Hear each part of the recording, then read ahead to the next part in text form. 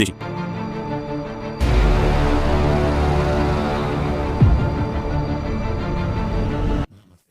हमारे भारत के दर्शकों का स्वागत है जिन्होंने बैंक पेंशन अपडेट पर विश्लेषण की मांग की थी। आज हम भारत में आयकर ऑडिट की समय सीमा बढ़ाने की हालिया मांगों पर चर्चा कर रहे हैं, जो कि ITR पोर्टल में गड़बड़ियों और उन्नत रिपोर्टिंग आवश्यकताओं के कारण हो रही हैं। मैं अनिल अग्रवाल हूं और हमेशा की तरह मेरे साथ हैं सोनिया पथरोस। आज हम उस विषय का विश्लेषण कर रहे हैं जिसने भारत में कई व्यापारियों और कर पेशेवरों की नींद उड़ा दी है। आयकर ऑडिट की समय सीमा बढ़ाने की मांगें जो ITR पोर्टल की गड़बड़ियों और बढ़ी रिपोर्टिंग आवश्यकताओं के कारण हैं। हाँ सोनिया, समस्याएं लगातार आ रही हैं। हाँ बिल्कुल सोनिया, यह सब तब शुरू हुआ जब नागपुर चैम्बर ऑफ कॉमर्स ने हाल ही में घोषणा की कि वे भारत के टैक्स बोर्ड से सभी को थोड़ा समय देने की मांग कर रहे हैं। आप जानते हैं, ऑडिट की समय सीमा 30 नवंबर 2025 तक बढ़ा दें। इस साल पेशेवरों की चुनौतियों को देखकर यह समझना आसान है। ये केवल एक चीज की बात नहीं है अनिल। उन ITR फॉर्म्स, पाई चेक्स 7 का देर से जारी होना संदर्भ के लिए अत्यधिक बिखरा हुआ था।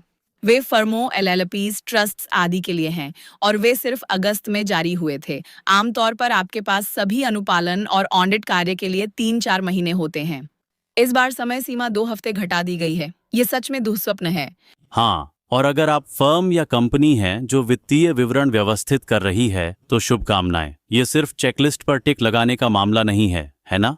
वह पूरा समन्वय है। GST फाइलिंग, TDS SFT के डेटा को मिलाना और सांविधिक ऑडिट्स के साथ साथ यूटिलिटी अपडेट्स से आने वाले किसी भी आश्चर्य को संभालना। ठीक उसी समय जब लगता है सब कुछ ठीक है, एक नया स्कीमा या पैच आ जाता है और फिर से वही काम या पुनः मान्य करना पड़ता है जो पहले ही किया था। मेरा मतलब है, ऐसी स्थिति की कल्पना करें। मैं तो अपना लैपटॉप खिड़की से बाहर फेंकने की कगार पर होता।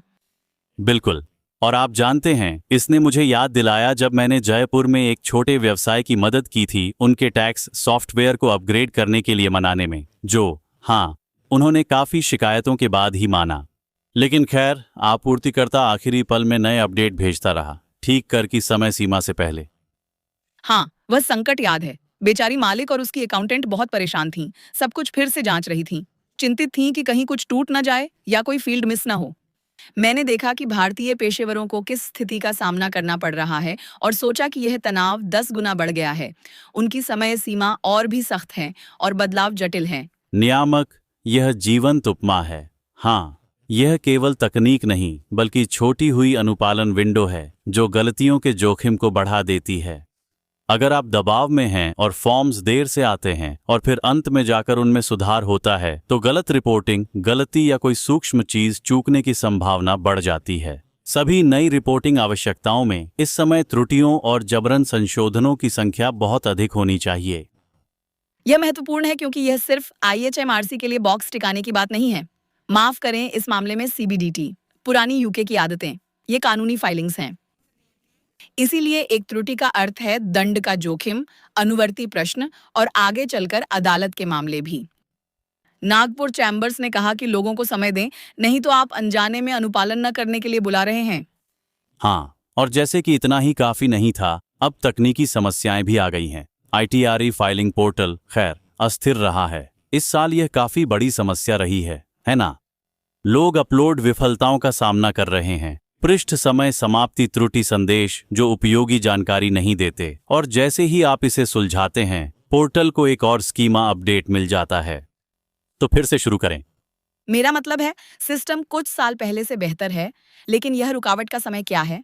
खासकर जब सभी प्रकार के करदाता, छोटे व्यवसाय मालिकों से लेकर जटिल आय वाले लोग इस पर निर्भर करते हैं। मैंने कुछ मामलों के बारे में पढ़ा जहां पोर्टल पर एक करदाता के IIS और TIS डेटा के बीच अंतर ने समय पर मिलान करना लगभग असंभव बना दिया।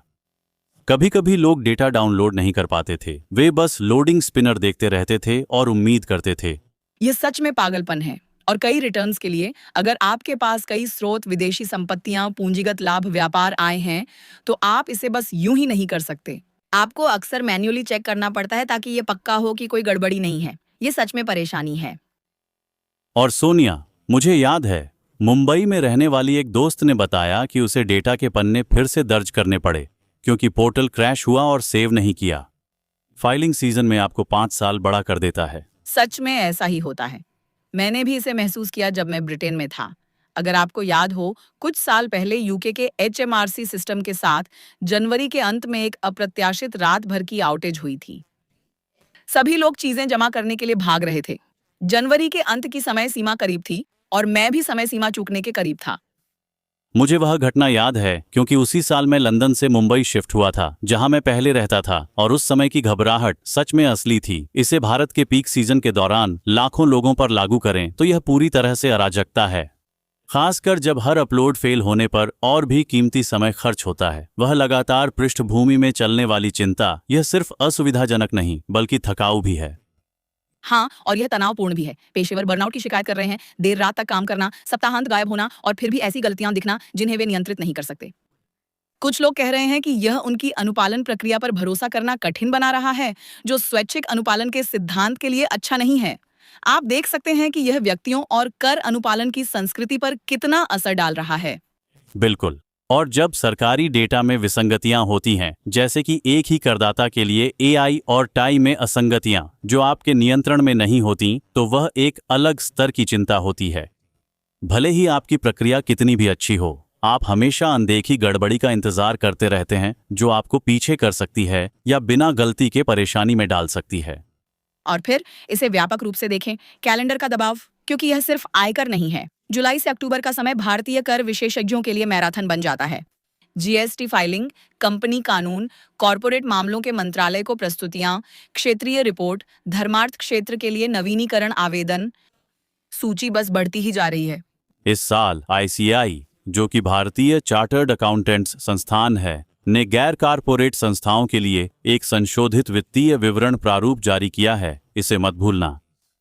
यह एक बड़ा बदलाव है। उन्होंने पुराने T फॉर्म की जगह वर्टिकल लेआउट अपनाया है, जिसे सीखने और लागू करने में समय लगता है, खासकर छोटे फर्मों के लिए जिनके पास बड़ी टीमें नहीं होती। सभी नियामक परिवर्तन एक ही व्यस्त तिमाही में समाहित हो गए हैं। ये वास्तव में एक प्रेशर कुकर जैसा है। ये कहना शायद कम होगा।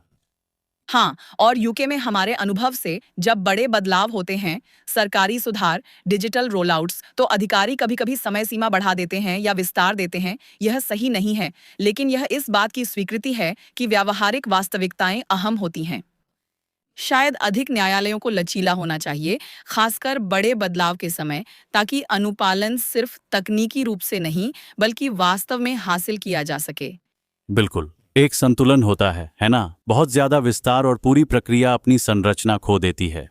लेकिन अगर आप लोगों पर बहुत दबाव डालते हैं, खासकर जब अनुपालन के मौसम ओवरलैप होते हैं और नए तकनीकी आदेश होते हैं, तो इससे थकावट, गलतियां और अनावश्यक कानूनी कार्यवाही हो सकती है।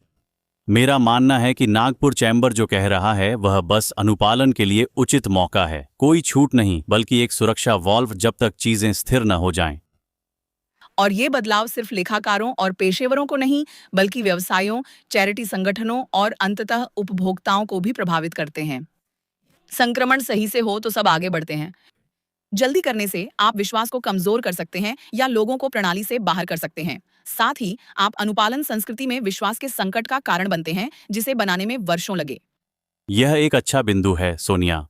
मुझे लगता है कि जैसे जैसे ये सुधार सामने आएंगे, बहुत कुछ समझना बाकी रहेगा और हम अपडेट्स पर नजर रखेंगे, चाहे विस्तार मिले या नहीं, और व्यापक अनुपालन परिदृश्य कैसे बदलता है। बातचीत के लिए शुक्रिया। मैं सुझाव देता हूं कि हम निकट भविष्य में लौटें, ताकि जब अधिकारी विस्तार पर अपनी स्वीकृति या अस्वीकृति का निर्णय लें तो हम उस पर चर्चा कर सकें। हमें ऐसा करना चाहिए सोनिया। ओह जरूर अनिल, जब निर्णय आ जाए तो मिलते हैं। और याद रखें, सब्सक्राइब करें ताकि अगली बार भारत के बैंक पेंशन अपडेट पर चर्चा के समय आपको सूचना मिल सके। अगर आज के एपिसोड से आपके सवाल हैं या आप व्यक्तिगत रूप से प्रभावित हुए हैं तो हमें टिप्पणियों में बताएं। हम अगले एपिसोड में और वित्तीय समाचारों की गहराई में जाएंगे। सभी को नमस्कार, देखने के लिए धन्यवाद। अलविदा।